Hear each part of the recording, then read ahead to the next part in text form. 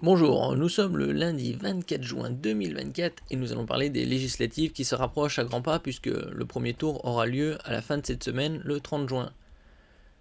Aujourd'hui, il y a Jordan Bardella qui passait à la télé nous expliquer les grands axes de son programme. Législative, nous sommes prêts à gouverner. Bien sûr, il sera, d'après lui, Premier ministre à la seule condition s'il obtient la majorité absolue. Ce qui est tout à fait normal, puisqu'il n'y a aucun intérêt à être Premier ministre s'il n'a pas la majorité absolue et il aurait les mains liées.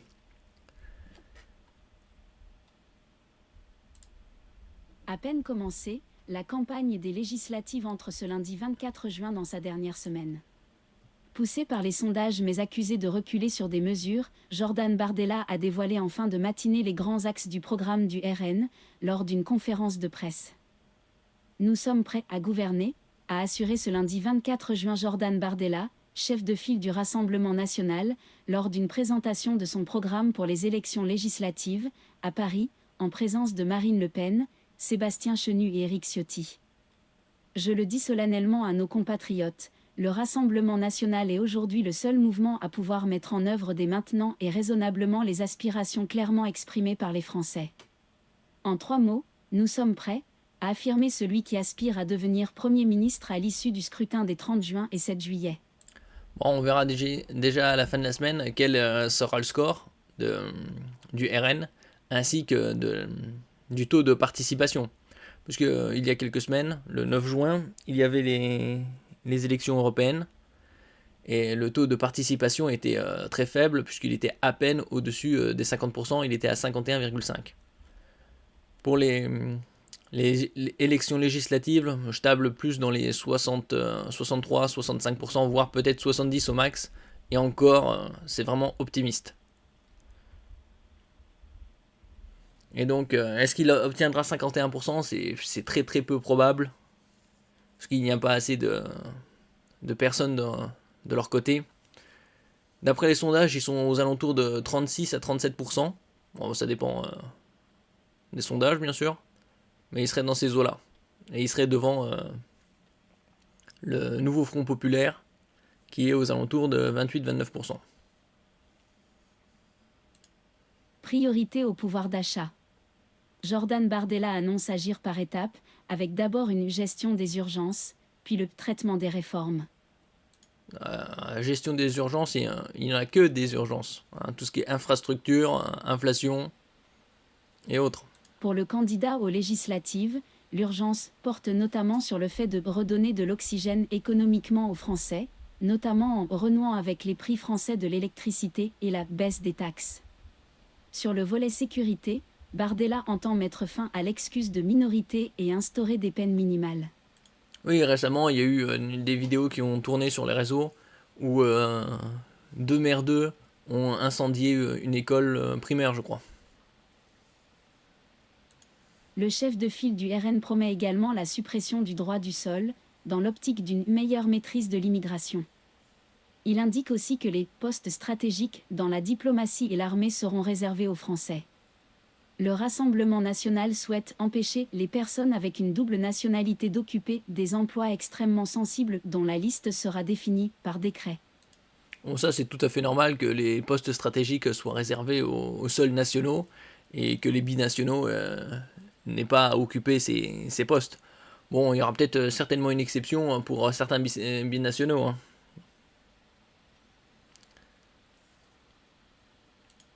Pour relancer la natalité, il veut instaurer une part fiscale pleine pour le deuxième enfant et supprimer les impôts de succession pour les familles modestes.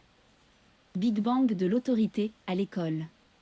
Au sujet des retraites, Bardella affirme que ses propos ont été récemment déformés et caricaturés, et assure que s'il devient Premier ministre, la retraite à 60 ans pour les Français qui ont commencé à travailler à 20 ans et pendant 40 ans sera de retour dès l'automne. Oui, déjà, à 20 ans, c'est Bac plus 2, en général, puisque 2 ans après le bac. 40 ans, c'est sans discontinuité. Donc ça va être très compliqué. Hein. Il y a peu de gens qui travaillent à partir de 20 ans et 40 ans sans interruption.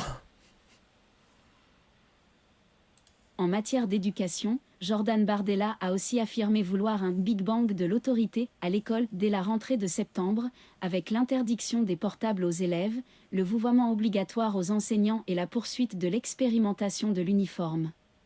Bon, enfin, c'est pas vraiment un Big Bang de l'autorité, puisque les portables devraient être interdits pour les élèves. Après, est-ce que c'est les élèves de primaire, collège?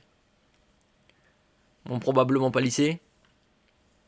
Le vouvoiement obligatoire aux enseignants. Bon, ça, c'est tout à fait normal. Quelle idée de tutoyer déjà un adulte quand on est un enfant. Et la poursuite de l'expérimentation de l'uniforme. Oui, ça devrait être pas mal dans certains cas. Certains établissements, est-ce que ça sera partout? Ça reste à voir. Alors, il avait présenté... Jordan Bardella présente les grands axes du programme du RN à 11h. Ça, c'était déjà il y a quelques heures. Laurent Berger à Matignon. Non, ce n'est pas mon avis. Il était dans les 4 vérités ce matin sur France 2. L'ancien secrétaire général de la CFDT, Laurent Berger, a confirmé qu'il ne souhaitait pas devenir Premier ministre en cas de victoire de la gauche. Bon, déjà, qui le connaît? Bon, quelques-uns le connaissent parce qu'il était secrétaire général de la CFDT. Et sans plus, est-ce qu'il est apte pour ce poste? Et de rappeler qu'il fait le choix de quitter la vie politique, notamment pour embrasser une carrière dans le privé. Il a toutefois refusé de fermer totalement la porte à Matignon. Ce n'est pas le sujet c'est comment on ferme la porte au RN. Bon, encore un gugus qui n'apporte rien, à part faire barrage. Qu'apporte-t-il? Aujourd'hui, mon devoir, c'est de parler, a-t-il dit. Il a par ailleurs estimé que le futur Premier ministre ne pourra pas être Jean-Luc Mélenchon. Il essaie de tout dynamiter. Il faut de l'apaisement, de la réconciliation.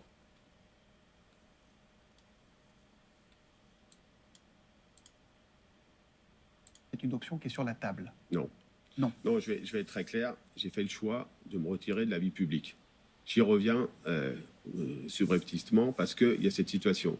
J'ai fait ce choix-là pour embrasser une carrière dans le privé et pour faire ce que j'avais à faire par ailleurs, un peu d'enseignement, etc. Ce qui est sûr, c'est que le sujet, c'est pas celui qui va être à Matignon. C'est est-ce qu'il y aura... est-ce qu'il y aura une majorité? Si c'est Laurent Berger ou Jean-Luc Mélenchon, c'est pas la même histoire à gauche. Mais ça peut pas être Jean-Luc Mélenchon. Il faut arrêter ces histoires-là. Il est rejeté partout. Mais il peut dire tout ce qu'il veut. Il essaie de tout dynamiter. Vous savez, il y aura des artisans du chaos partout.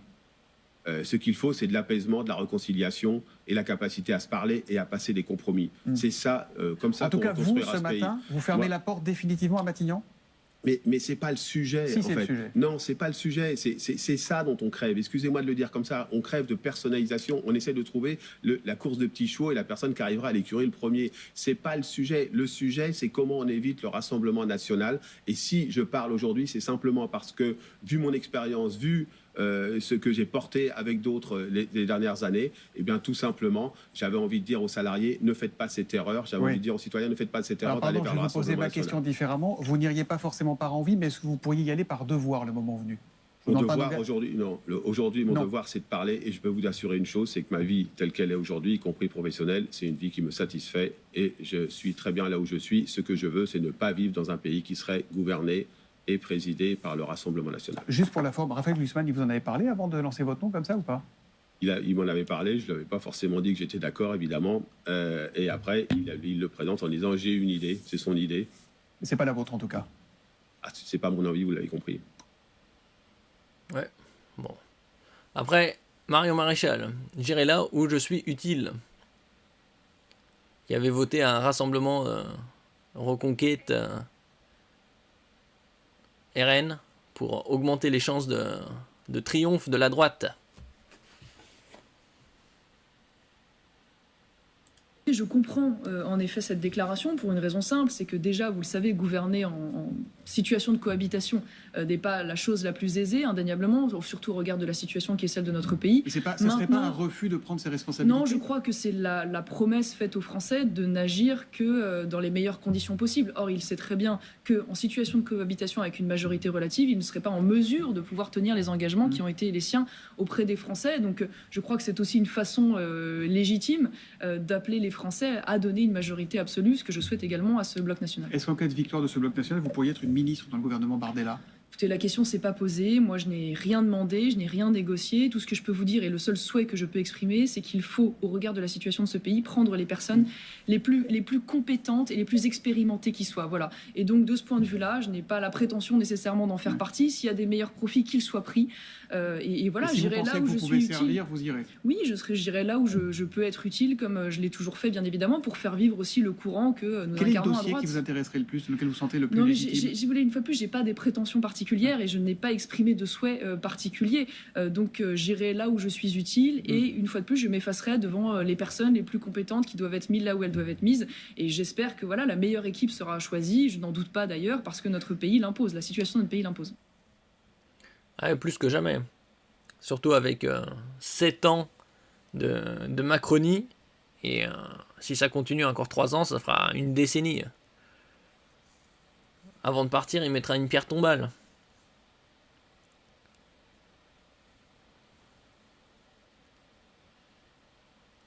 Pouvoir d'achat, sécurité, immigration, les 3 urgences pour le RN.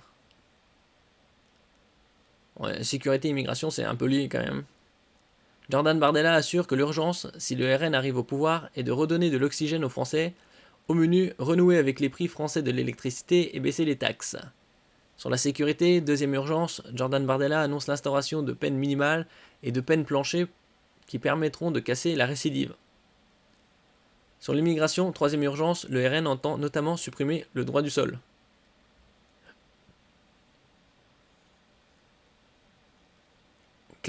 Jordan Bardella clarifie sa position sur les retraites. Dès cet automne, donc fin septembre, les Français qui ont commencé à travailler avant 20 ans, qui justifient de 40 annuités, pourront partir à la retraite dès 60 ans, promet-il. Pour les autres, une progressivité sera mise en œuvre avec un âge légal de 62 ans et un nombre d'annuités allant jusqu'à 42 années de cotisation. Un audit des comptes de la nation doit être mis en œuvre. Il permettra notamment de définir les contours de la réforme des retraites. Non, le Big Bang de l'autorité à l'école, c'est pas vraiment un Big Bang, c'est normalement des... C'est la base, hein. L'autorité à l'école, le respect. Mais avec le temps, ça a changé.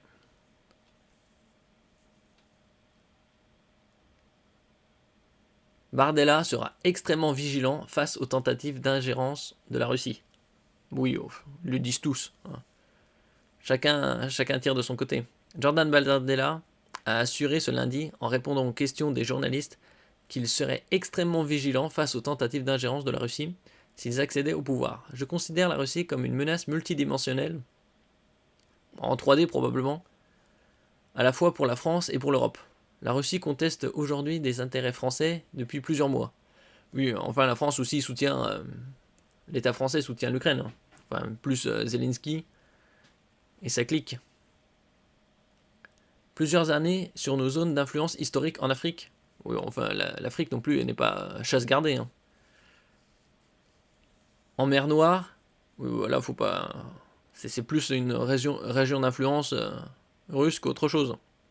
Enfin, Russe, Ukraine et autres pays de la région. Et aussi dans nos outre-mer, en prenant fait et cause pour notamment les Comores. A insisté celui qui aspire à devenir Premier ministre. Enfin, Premier ministre seulement s'il a la majorité absolue, c'est-à-dire 51%.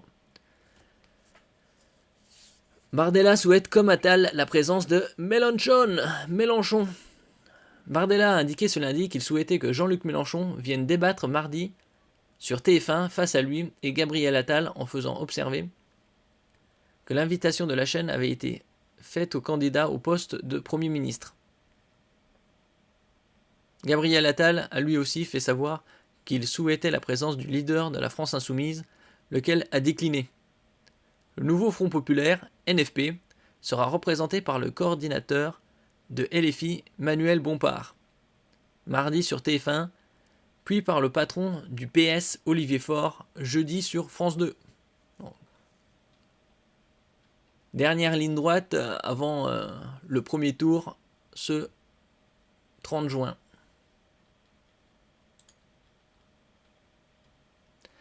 Merci pour votre écoute. N'oubliez pas de mettre un j'aime, un commentaire, de partager et de vous abonner à la chaîne. À la prochaine fois.